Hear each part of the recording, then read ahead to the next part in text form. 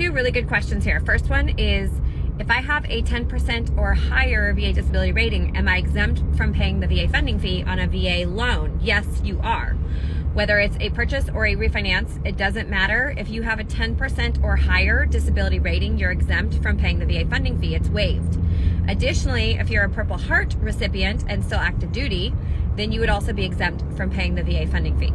So that's really sweet. That can save you 2.15 to 3.3% of the purchase price loan amount, usually the same on a VA loan, which could be, $15,000, $20,000, even more than that, depending on your loan amount. So this second question is very good. It's related to closing costs. What percentage of closing costs should you expect or estimate when you're buying using the VA loan?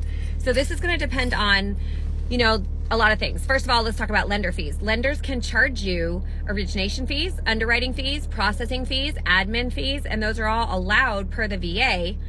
But those will count towards your closing costs, right? So if you're working with a lender like us who does not charge lender fees on VA loans, those fees will be, that will reduce your overall closing costs, right? Because the only closing costs you would have with a company like ours would be third-party fees, the same fees you would have regardless of what mortgage company you're using.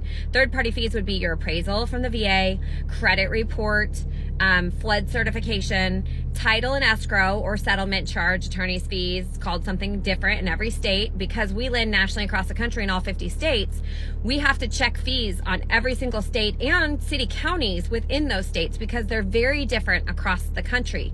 Fees in New York State are going to be more expensive, and Connecticut and some of the northeastern states are going to be more expensive typically than closing costs in a lot of other parts of the country. And then there's closing costs that are associated with the county and state, like Florida has intangible tax and dock stamps for veterans.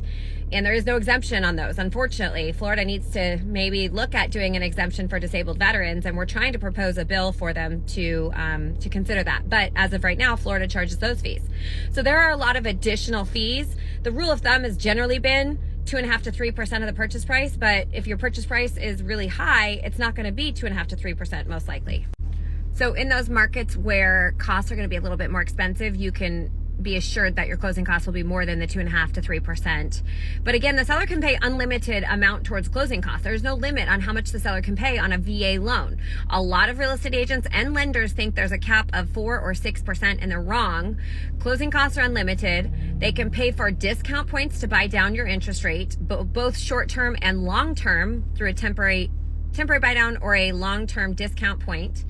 They can pay debt off. Seller can pay debt off for a VA buyer up to 4% of the purchase price minus prepaids or any other concessions that are being taken into account. So there's a lot of opportunity with the VA loan. We would need to run specific numbers for you as a buyer based on the property that you're purchasing, based on are you exempt from property taxes or not? What are you doing with your interest rate? Are you paying for a buy down on your interest rate or not? So I wish I could just say it's this amount, but it's just so different across the country with all different properties, different purchase prices.